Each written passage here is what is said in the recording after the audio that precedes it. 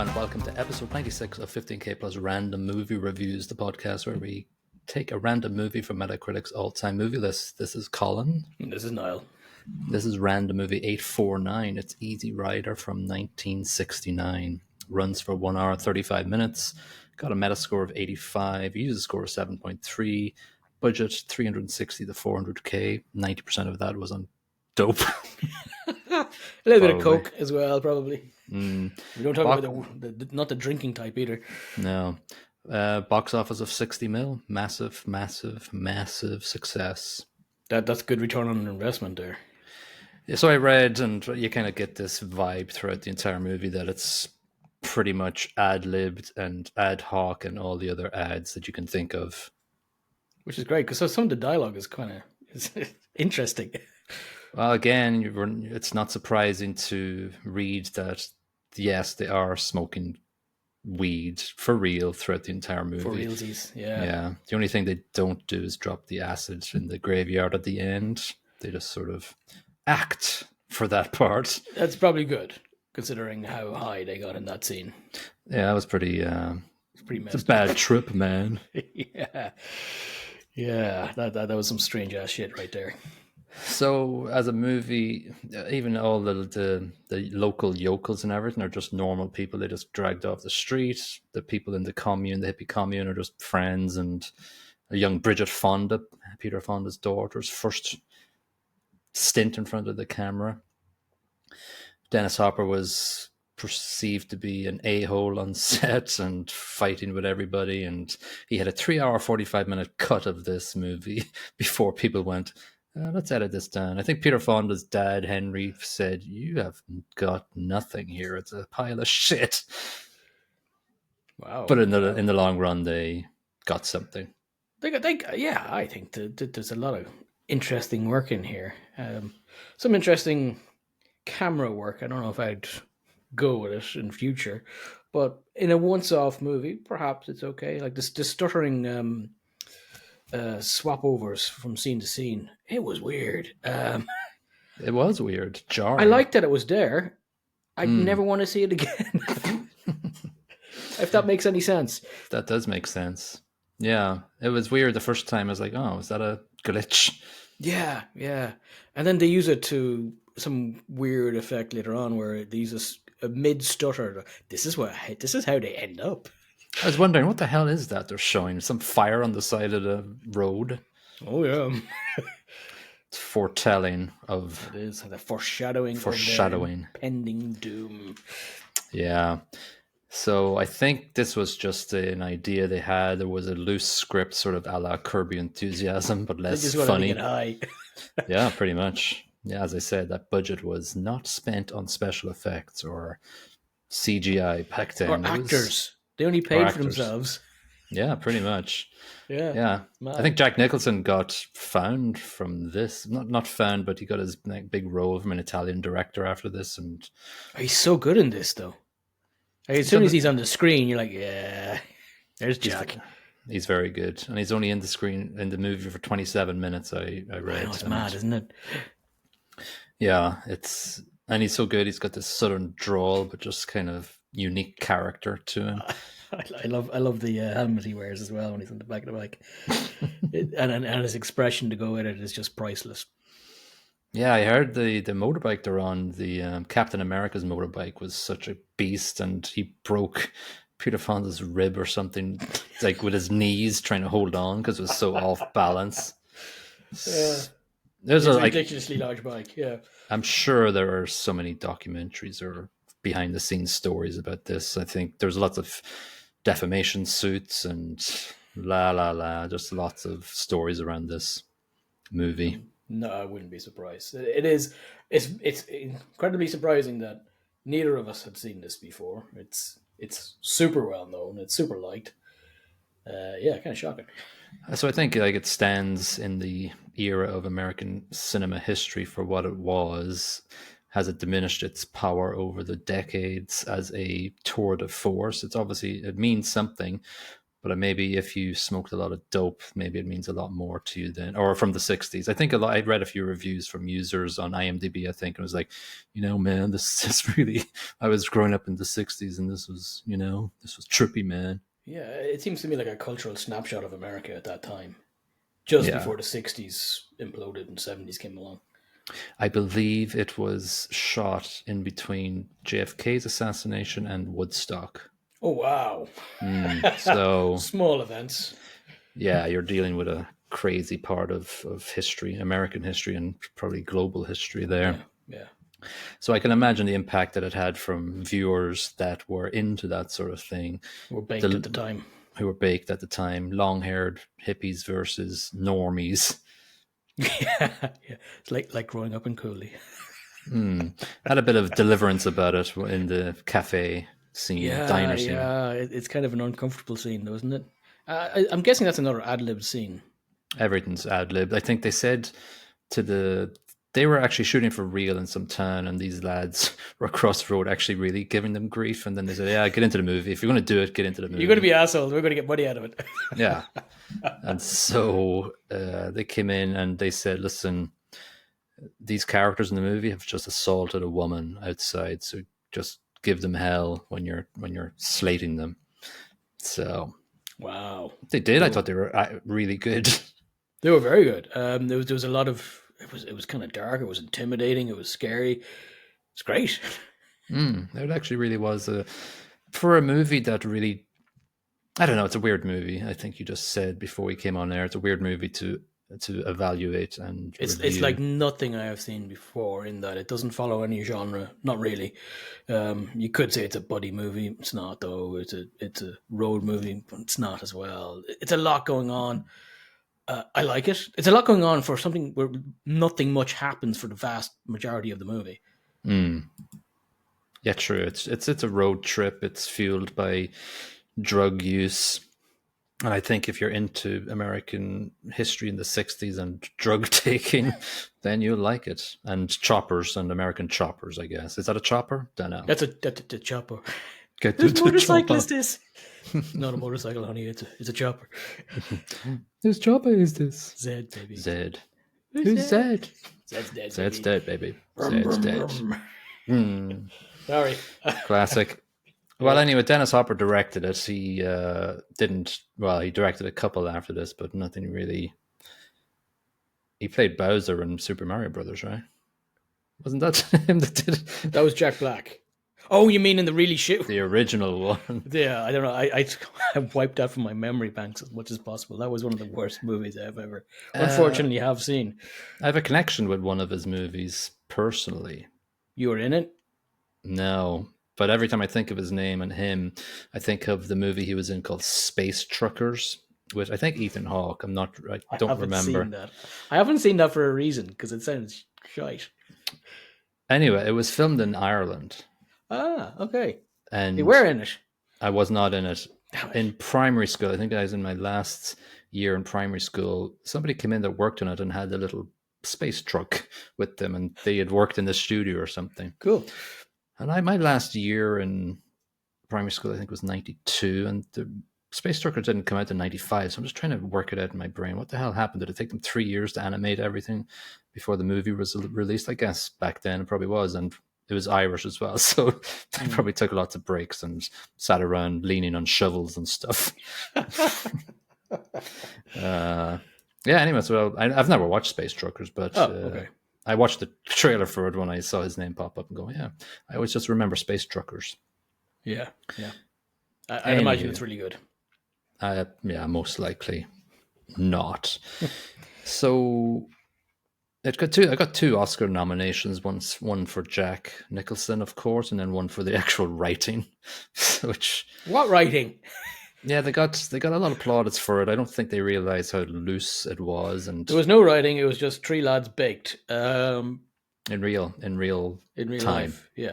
The rough idea of what each scene was going to be, and then they just sat there and smoked weed, and that was it. Yeah. Great. There's a very loose narrative around the entire thing. It's so Wyatt Peter Fonda, who's actually just Captain America throughout the entire movie, and Billy, played by Dennis Hopper. They score a bit of cocaine down in Mexico at the start of the movie, and the entire movie is them carrying the cocaine in their fuel tank. No, they So, sold the cocaine. They got the cash at oh, the the airport. cash. Sorry, yeah, at the airport from Phil Spector Yeah. in a weird But they're kind outfitted of car. they're basically rich at this point, or it's implied that they're set for life with that deal.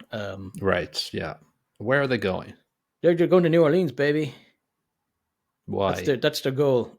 They're going to New Orleans because New Hedonism. New Orleans, you know. Nolines.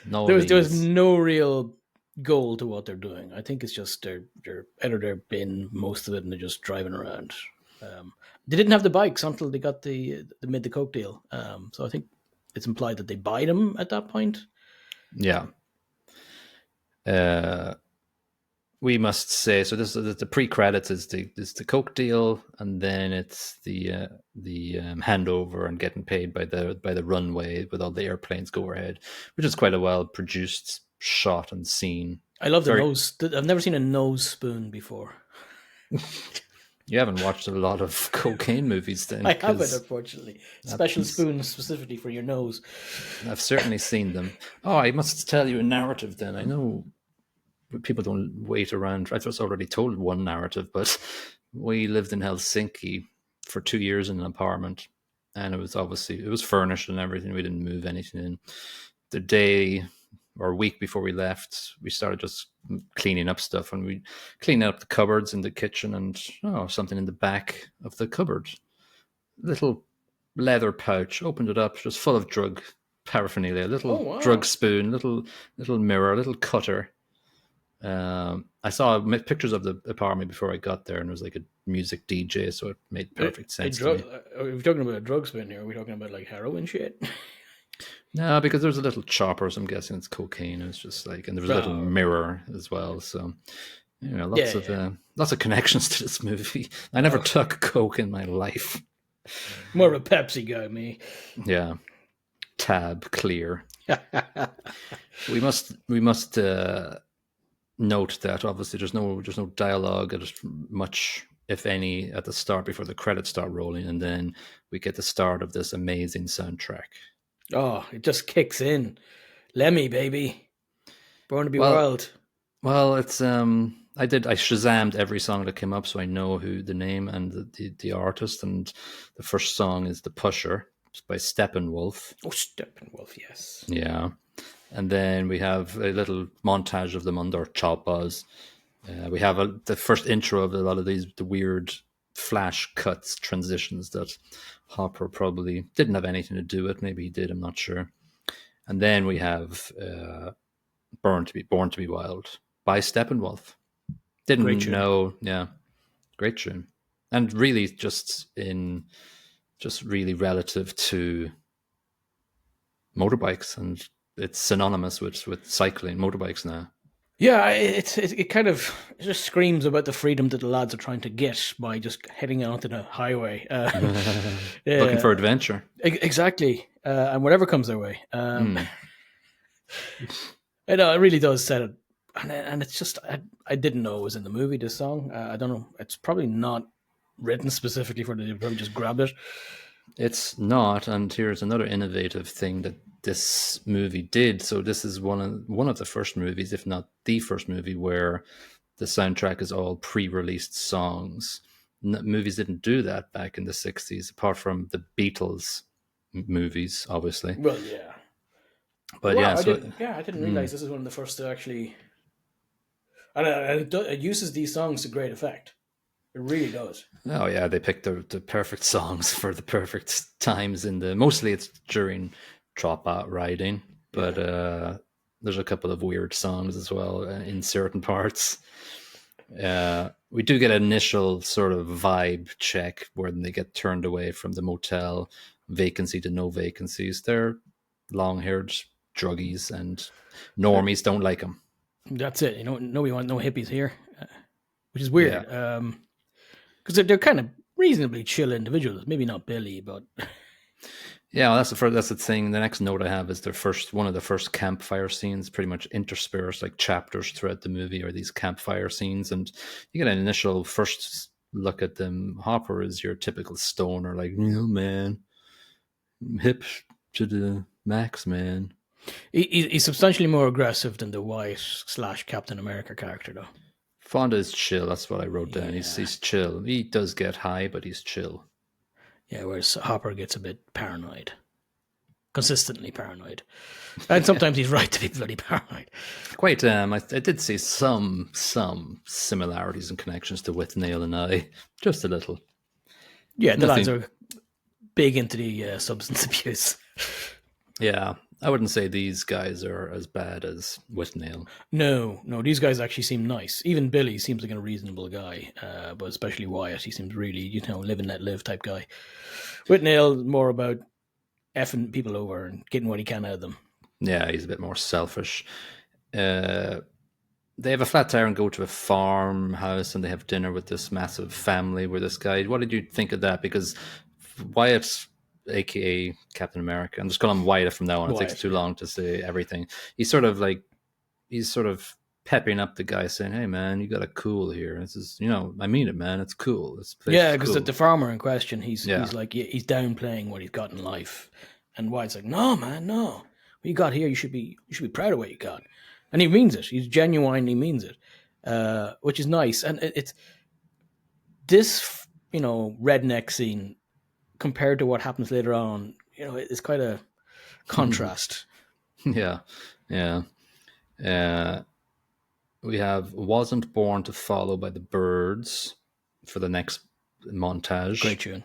Great tune. Never heard of it before. Pick Up a Hitchhiker, who's another hippie. Yeah, we never get his name. I think the character is just called Stranger in the credits. Is he not Highway Stranger. Jesus? No, no, Or who's Jesus? Jesus is the guy Jesus? doing the drug deal in the start, I thought. I don't know. Anyway, yeah, I don't know who I will does. double check. Maybe it's Stranger. Like, I'm just checking Metacritic. Stranger on Highway. That's probably Luke That's the Askew. dude, yeah. Yeah, yeah, yeah. All right, so Jesus was the drug dealer. God, yeah, this must be Yeah, by Antonio appearance. Mendoza. That's right. It doesn't have a profile picture, so I'm guessing he didn't do much. Uh, yeah, so he pays for the gas when they go to the Which is gas sound, station, yeah. which is nice.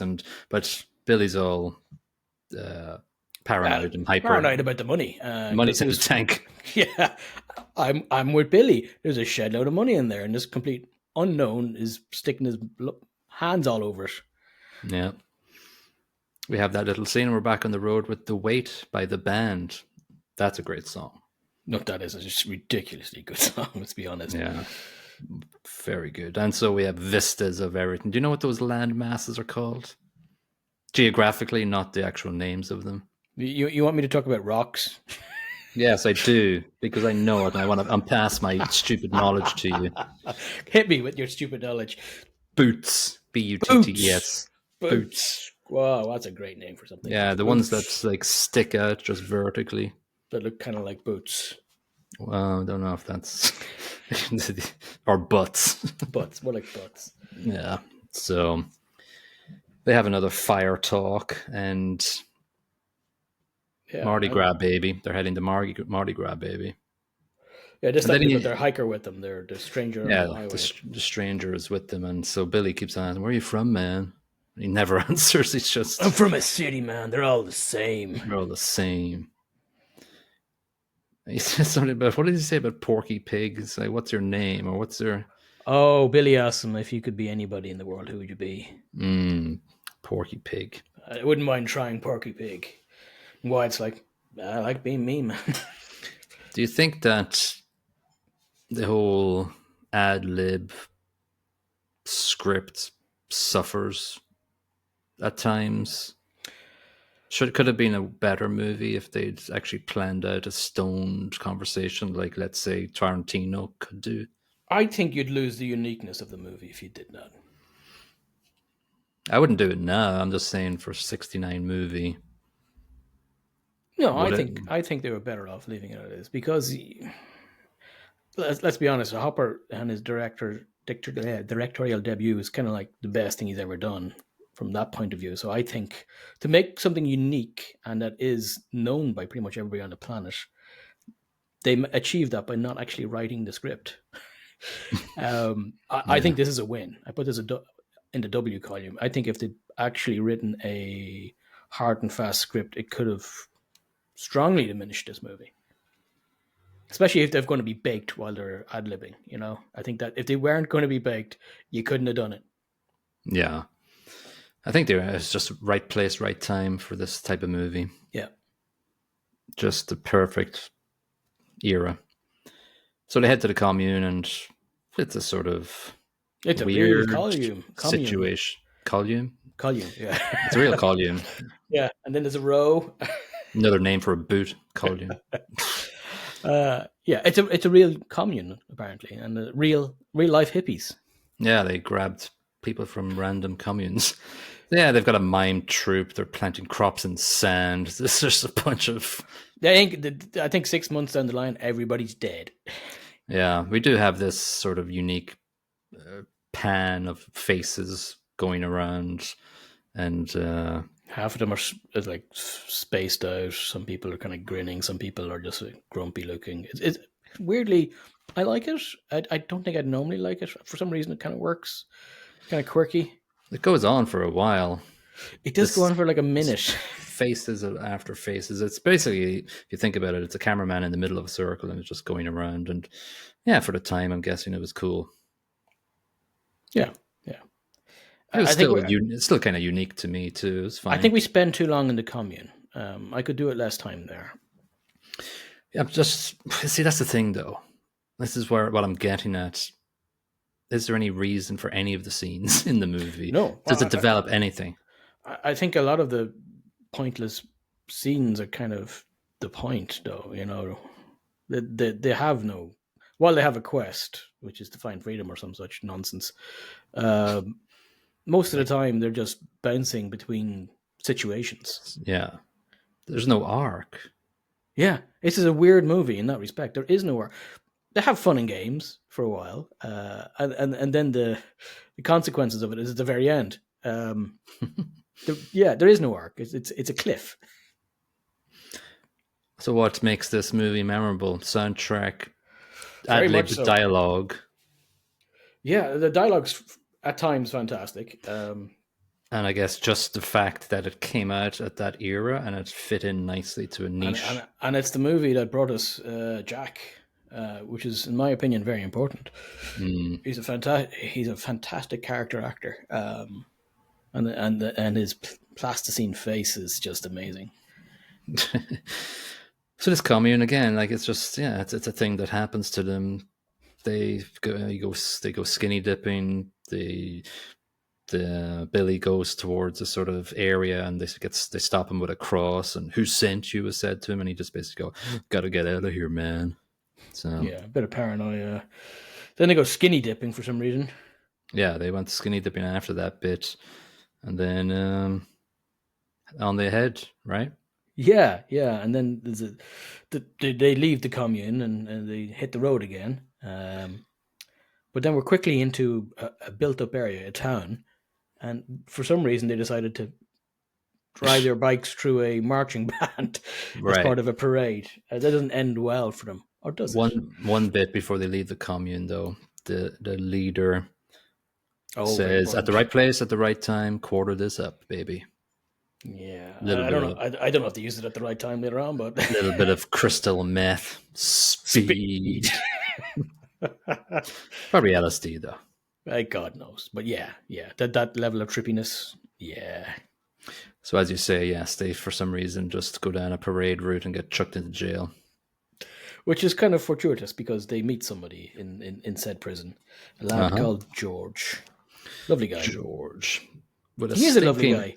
He is actually really funny and jovial and nice. Very friendly. He helps them out. He gets them out of prison.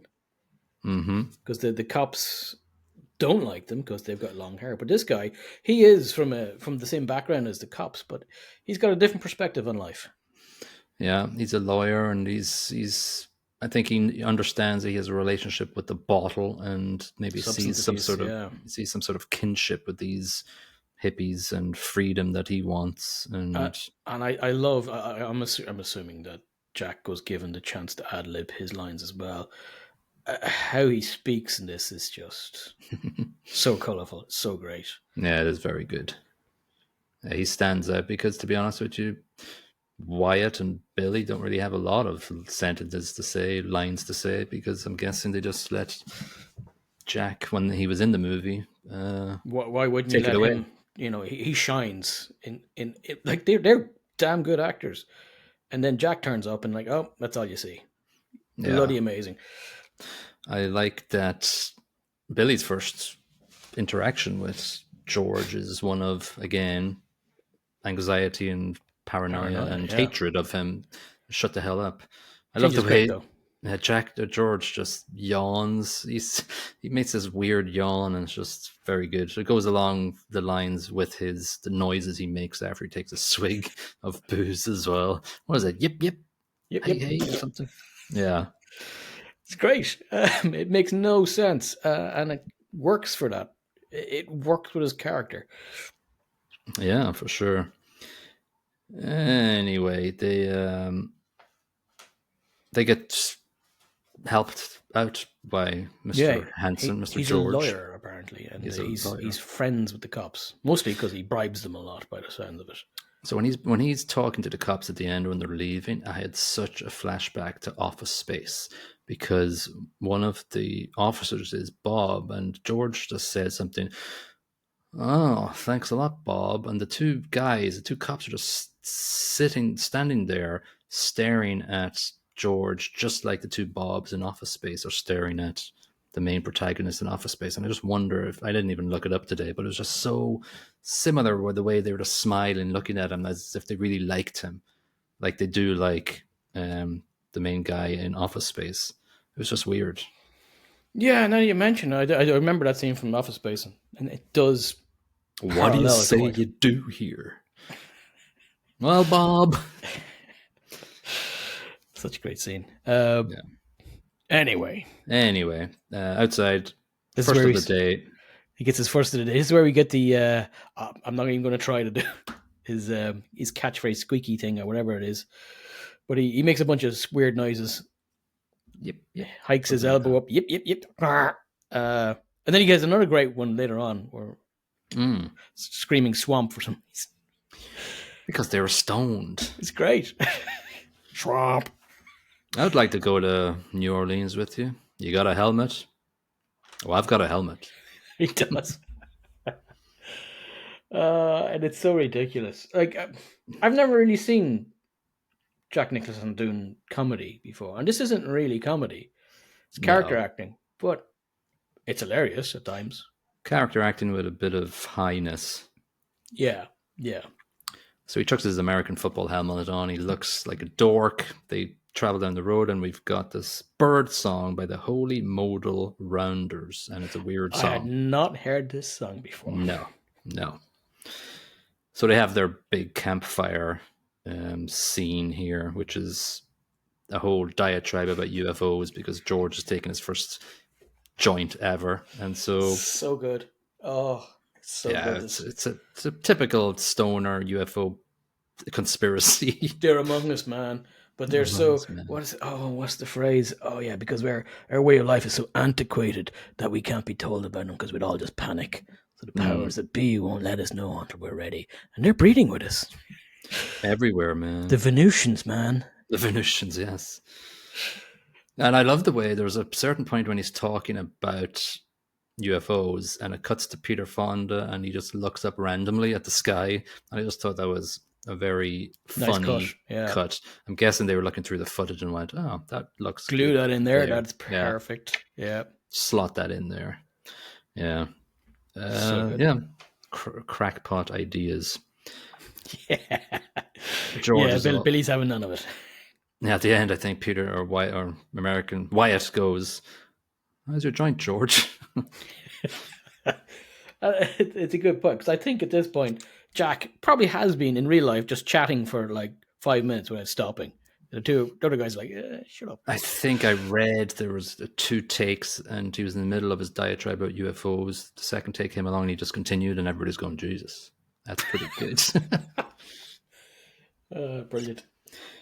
We also have a "Don't Bogart Me" by the Fraternity of Man. Don't bogart that joint. Yeah. Yeah, I think that's a very popular song in frat houses in the 60s and maybe in 70s and 80s too. Yeah, they have more nice scenery. The lads are driving the bike. And then it goes straight into Jimmy. Jimmy, if 6 was 9, Jimmy. What a tune. Makes that guitar weep. It certainly does. So they head to Louisiana. Yeah. They're on the outskirts, and this is the sort of cafe scene. Again, mirroring with Neil and I, but a bit more sinister. Way more sinister. This ain't great for the lads. No. Bunch of young girls sitting at a table. Yeah. They sit at a table close by. Mm-hmm. They notice the girls notice them. But unfortunately, there are more people in the cafe. The sheriff, the worst person probably. and sheriff's goon friend, and a few other lads. They don't take kindly to that type of folk around here. No, if there was a piano, the piano would have stopped when they walked in. The girls are obviously not actors, and they're playing it cool too, because it was just like real life. There was just like, yeah, we'll just point a camera at you, and you just try and flirt with these guys, and it was just very real. And I thought the local yokels were excellent because they were just real as well. Yeah. A bit very Deliverance. Very Deliverance. I like the way George is saying, yeah, it's all just country witticisms. It was quite a nice way of putting it. But but they decide, feck this. This is getting a bit heavy. Let's split. Yeah.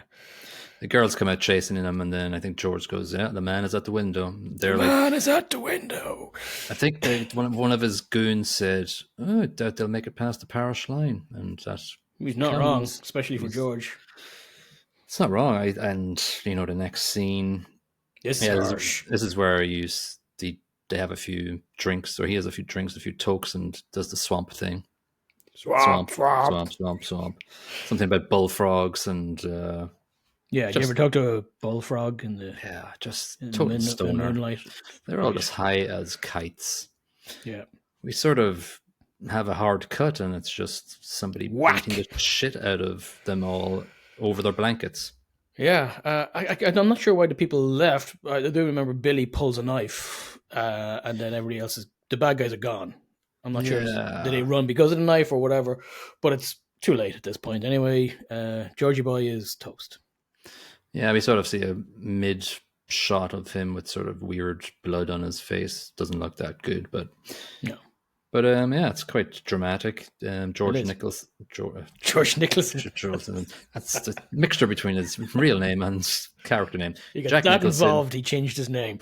Yeah, he's in the movie for a mere 17 minutes. Crikey, that's how much he impacts this movie, and it's only 17 minutes. Is insane.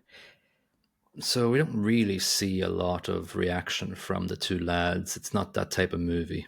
I don't think they'd be able to act it because they're just that stoned anyway. What I think is interesting is when they do get to New Orleans, they kind of portray Billy, who keeps speaking the way he normally does, but he doesn't behave as somebody who's right after that. They're in the house, the Maison Derrière. Yeah.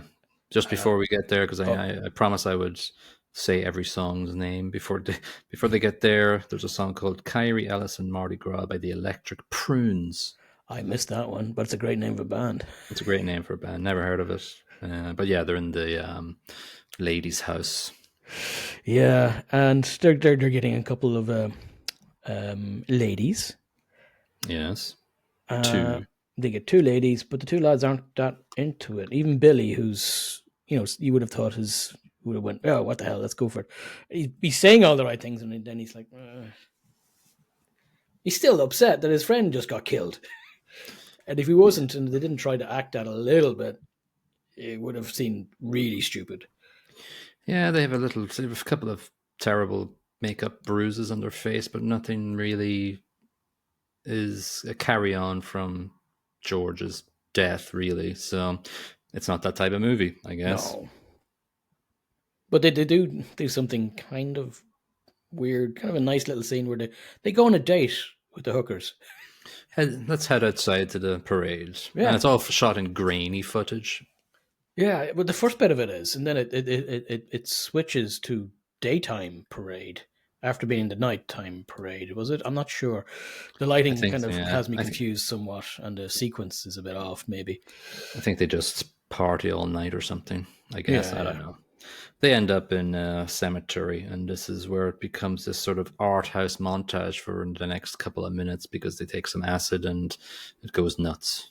Yeah, it's trippy, and then it goes trippy squared. It just really goes for it, and everybody's saying their own dialogue off into their own little corners, and it's the characters aren't really interacting that much anymore. It's just everybody's Yeah. off on their own little trip.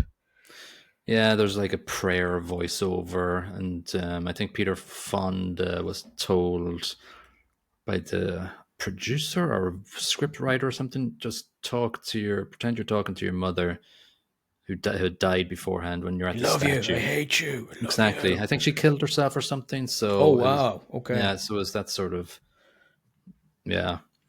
So we have I'll be honest. We could do without this trip scene. It's not long, so it's not really a major imposition. It's a bit much, but I suppose it fairly reflects being completely and utterly out of your bin. yeah, from if you think about acid trips scenes throughout the history of cinema, it's up there with the the best of them, I guess. Yeah, Uh, it's chaotic.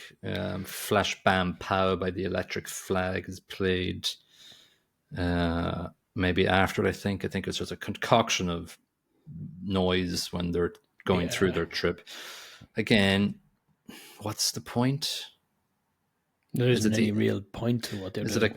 a is it again like with Nail and I? It's like a crescendo of madness, and then you're sort of like tapering off. They're around a campfire in the next scene, and Billy's like very optimistic. We did it. We're rich, We're rich. and We Wyatt blew goes, it. We blew it. I'm going to "We sleep blew now. it."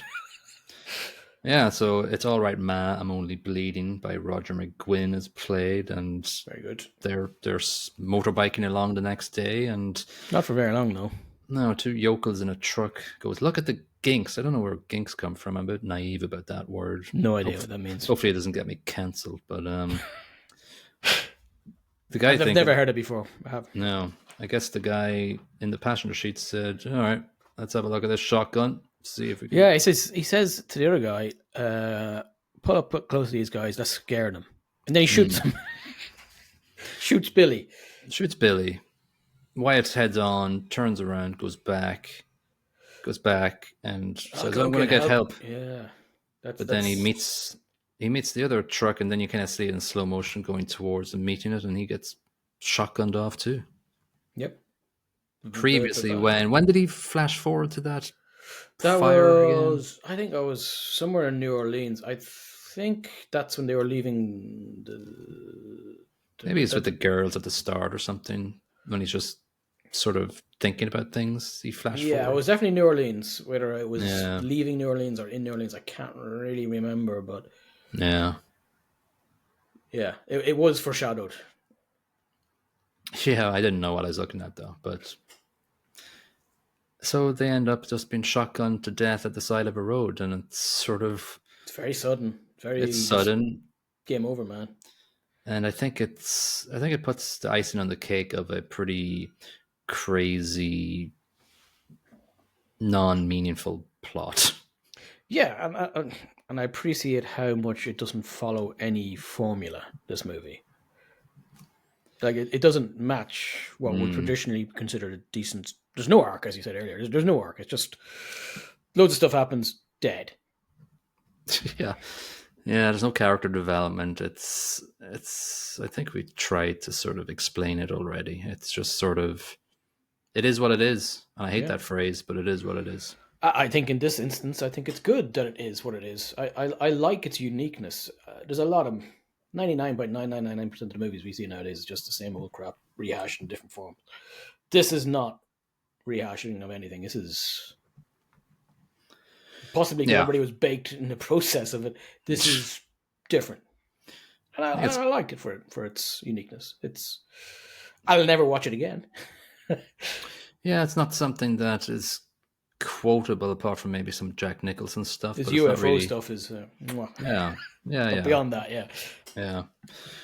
Uh, so, like, I'm thinking about plot, and we had the discussion around Whitnell and I yeah. think. Yeah, Whitnell and I think we had a If you were to plot. score the plot without dialogue, it's a 1 Yeah, because nothing happens. Not well, that's unfair, but not much happens. But the dialogue is good. Now yeah, it's I've got sparse a though. sparse, but I think that's fine in this movie because the road movie Mimi. style of it lets you have no dialogue. Let the music carry you along with the guys on the bike, and that's okay. That works.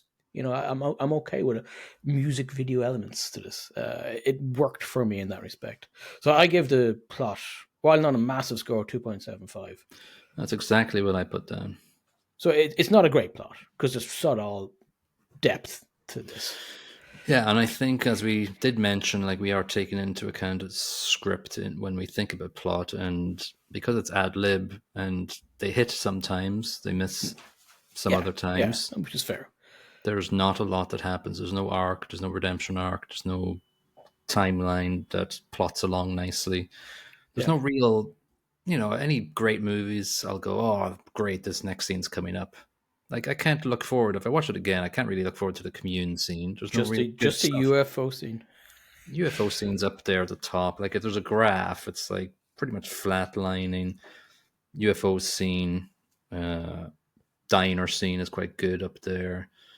Uh, Getting to Louisiana, the trip scene is not enjoyable to watch. Yeah, yeah, yeah. I'm giving acting 3.25, and I'm giving that because of Jack Nicholson. I think I think Peter Fonda just dials it in. He's quite laid back. They're all stoned out of their heads in real life, so I'm sort of punishing them for being druggies. That said, I think Hopper does a good job here. I think Hopper second best priest. Like Jack's just fantastic in this though. I give it 4 because Ooh. if I chop off the rest of the movie and just leave the Jack scenes, it's a masterclass. And this is his first outing. Bloody hell. Yeah.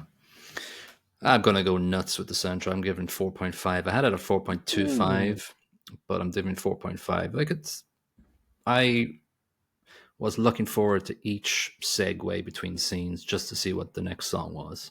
And I knew I would either know it or I'd jive with it, man.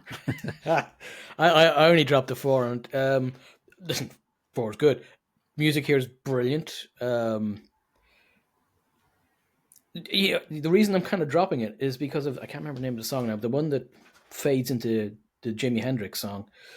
It is. Don't Bogart. Don't Bogart me. Yeah, don't Bogart me. You hate it. There's no fading, and that just jars. I don't know if it was intentional. It just goes bang, Jimmy. That's annoying, and it annoyed me enough to drop it a couple of parts of a point.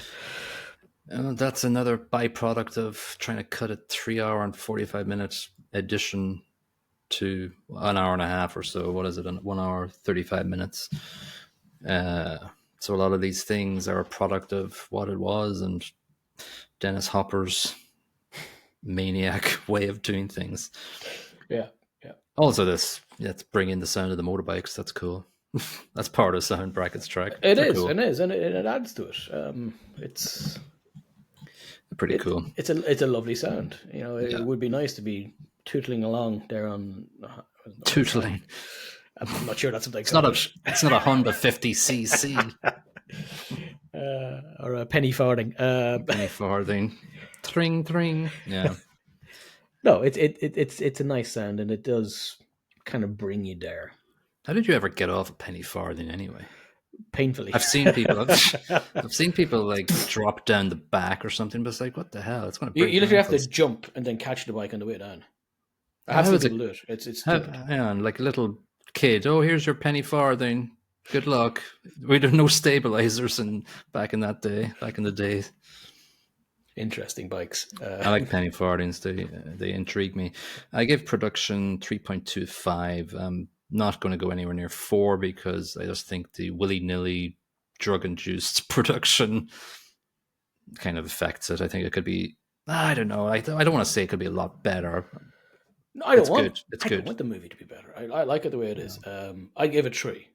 Hmm. Again, as you say, it's a bit scrappy because of people being melted. Um, it's as good as it's going to get in production wise if you can't even see the camera. Yeah, I'll look back on it with fondness. I appreciate its stance and its position in American cinema history, and I'm glad I watched it. Yep, same And as. the fact that it wasn't 3 hours is a godsend as well. So I'm pretty happy with that too. Yes, it was the right length for what it was. Yeah, for sure.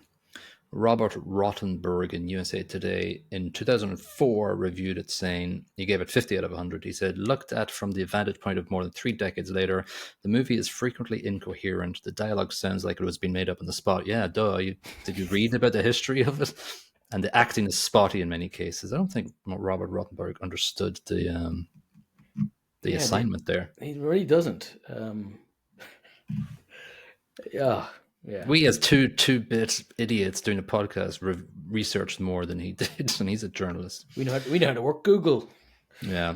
Our old friend Roger Ebert in the Chicago Sun-Times, who I'll always read out if he appears up at the top or bottom, gave it 100. He said, someday it was inevitable that a great film would come along, utilizing the motorcycle genre the same way the great Westerns suddenly made everyone realize they were a legitimate American art form. Easy Rider is the picture. Fair enough. A bit overly enthusiastic about it, but yeah, I get it. Yeah, not bad. Um, Anything else about it? I think I sort of said what I needed to say about it. It was a weird. I knew I would have to think about it to get my feelings and point across, but I think it's Not the best movie in the world. I won't say I loved it, but if you're trying to make up your mind whether or not to watch it, I'd say watch it. yeah, because It's a seminal piece. I think our averages are going to average mid 3.5s or so. So it's saying that we think it's a good movie. It is a good movie. It's a very good movie. It's unique, and for that reason alone, it's a good reason to watch it. So let's beat this episode around the head with a stick while we're sleeping in a sleeping bag in the middle of a desert. Maybe. Or let's drive past it with a shotgun and then drive back Yeah. to finish it off. Twice, yeah. Let's shotgun this episode in the face twice. Oh, nice. All right, so we're getting up there towards episode 100. Stick around to see what we're going to do for that. We don't know yet, but it's going to involve some sort of retrospective things, and may even involve movie clips if I have the time and effort to actually include movie clips of our first 99 or so movies. Actually, it won't be 99 movies because we have some recaps in there, so do the math. We won't be Don't showing know. 99 clips. No, we'll try to keep it at around an hour mark and make it a celebration of something, Yeah. whatever The we're worst doing. and the best of what we've done so far. A celebration of our midlife crisis project. Well past midway now at this point, sorry. Jesus Christ, don't remind me. All right, let's roll the dice for the next random movie for episode 97. And we are getting random movie number 15,821. We are definitely going into the plus part of our title here. And random movie number 15,821 is 2004's Catwoman. Oh, Jesus Christ. I've never watched it. I have. Oh, it's an abomination. That's good. It's one of the worst. Actually, you know what? Yeah, let's watch that. It's going to be crap. good. Yeah. It's such an awful movie. Halle Berry, like she is a great actress at times. She's done some great, amazing roles. This is awful. She actually turned up for the Razzies to accept Did she? the Razzie for this one. That's what I remember from this movie. Fair play to her. That takes cojones. Yeah. Well, I look forward to it. It's only 1 hour, 44 minutes, so it's not going to do much of a job on us. Yeah, Uh, yeah. It's right up there with Sharknado, though. It's when you go to the Metacritic's website, it's got that telltale red colored banner because it's got a Metascore of 27 and a user score of 3.1. The three point summary from one. Warner, Right. the summary from Warner Brothers is sleek, mysterious, dangerous, and sexy. Catwoman has never had any trouble captivating fans or making enemies. A sometime defender of the underdog, she isn't above breaking the law to achieve her own ends. Free to walk in both the dark and the light, she is superhero and arch villain all rolled into one. Is she though? Is she? So it's Halle Berry, as you said, Sharon Stone, Benjamin Bratt, and other people. Compared to the character that was in Batman Returns, um, this is played by Michelle Pfeiffer, I think. This is Yes, great. but brilliantly done. This is awful. There's just I'm no. looking forward to watching this Oh, dude, actually. dude, you're gonna love how bad this is. When's the last time you watched it? Oh god, 20 years ago. Whenever it came out, I watched it because I'm a DC nerd back then. Yeah, it'll be good. Yeah. Good. All right, we're looking forward to it.